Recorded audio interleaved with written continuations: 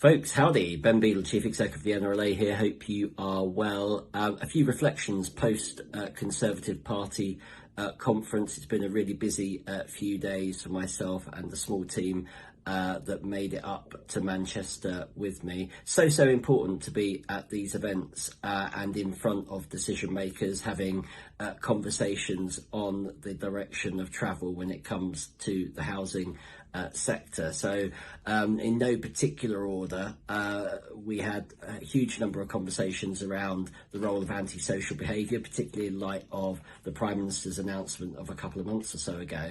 And that's incredibly important for us in the context of rental reform, the abolition of Section 21 and proving antisocial behaviour.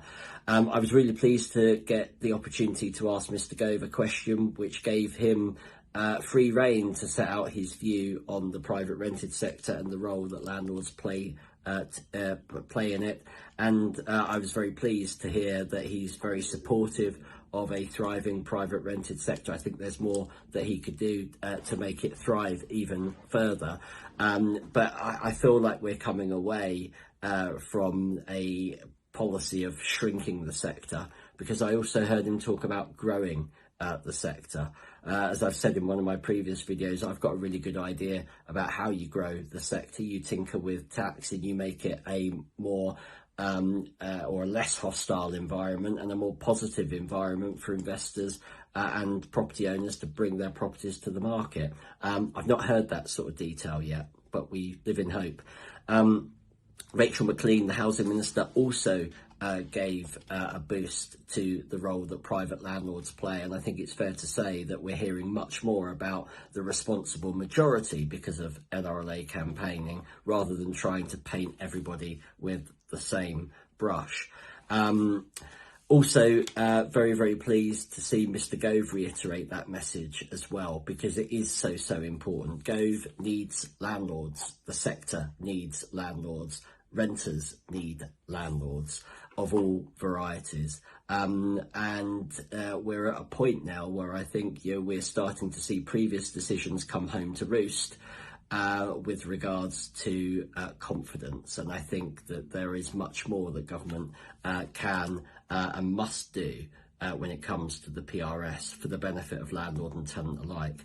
I was really pleased to put on our own fringe event that was superbly attended. I was delighted that we had Minister Maclean speak at that event alongside a really distinguished panel, and what that gave us the opportunity to do was to put the issues of the day on the Conservative Party agenda, and there was no shortage of appetite to discuss these really important issues. What did we learn from that? Well, the Minister said that she wanted to guarantee to landlords that if they needed to get their property back, that they would speed things up, get their properties back speedily.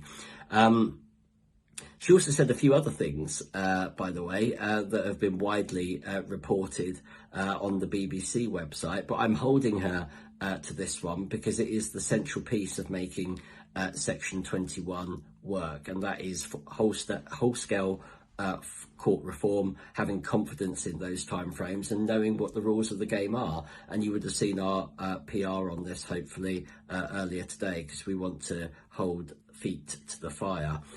Definitely a positive recognition of the contribution that landlords make, but a definite rejection of a housing court, and a definite rejection of, well, in my view, from the panel, that regulating property agents is not high on the agenda. I had the great privilege to have dinner with Penny Mordaunt.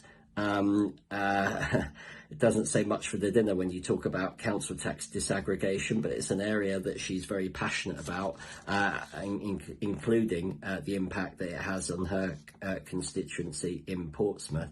And it would be fair to say we did mention the timing of the second reading, and we will wait and see what happens with regards to that.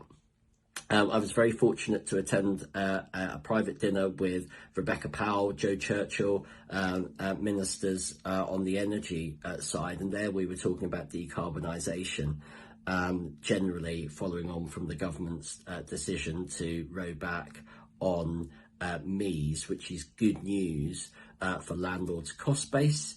But obviously, they are thinking about what might happen in this area. So a really good opportunity to be able to shape the future agenda. Whatever happens, landlords must have confidence in what is brought forward. And we can't always rely on stick. There must be carrot.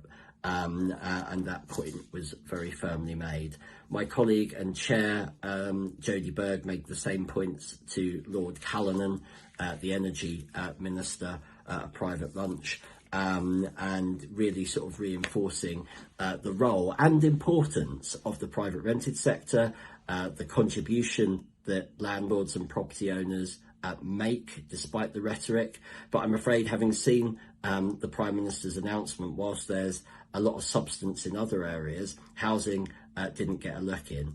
And I think that the only really focused discussion around renting was the NRLA's event. I'm pleased that we put it on, but it does beg the question how important the rented sector is for the Conservative Party, in my view.